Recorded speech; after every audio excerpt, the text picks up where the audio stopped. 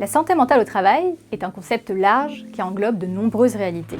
Stress, risques psychosociaux, burn-out, dépression. Les métiers cadres, on le sait, sont moins exposés à la pénibilité physique. Mais qu'en est-il en matière de santé mentale? Retour, en chiffres, sur un sujet trop souvent passé sous silence. Les cadres sont bien plus nombreux que les autres salariés du privé à travailler sous pression, à témoigner d'une charge de travail importante, ponctuée d'interruptions fréquentes, et plus globalement, à ressentir une charge mentale lourde au travail. Résultat, ils sont surexposés en matière de santé mentale. Un cadre sur 3 ressent au moins un signe de santé mentale dégradée au travail.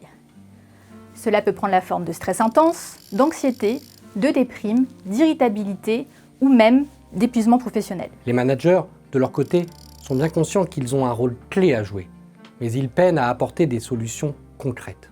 Pas toujours soutenus ou formés par leur entreprise, ils se retrouvent souvent à devoir bricoler avec les moyens du bord. D'autant plus que les managers sont eux aussi aux prises avec une santé mentale dégradée. Ils sont plus d'1 sur 2 à ressentir un niveau de stress intense, au moins occasionnellement. Une situation liée à la charge, la pression, le travail dans l'urgence, la gestion des équipes et des conflits, et bien souvent au cumul des rôles de production et de management. Ce que notre étude révèle, c'est que les risques de santé mentale sont amplifiés par l'identité cadre ou celle de manager. En effet, la très grande majorité d'entre eux estiment qu'il est important de se dépasser dans le travail. Or, selon les experts, la frontière entre dépassement de soi et épuisement est mince.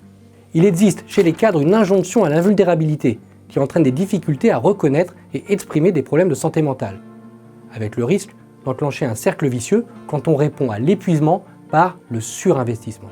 Alors la santé mentale, si on veut en parler efficacement, il faut évoquer la gestion et l'anticipation de la charge de travail et de la pression, Les solutions à apporter aux managers pour leur propre santé mentale et pour aider leurs équipes, l'identité de cadre et celle de manager pour libérer la parole et enrayer les cercles vicieux.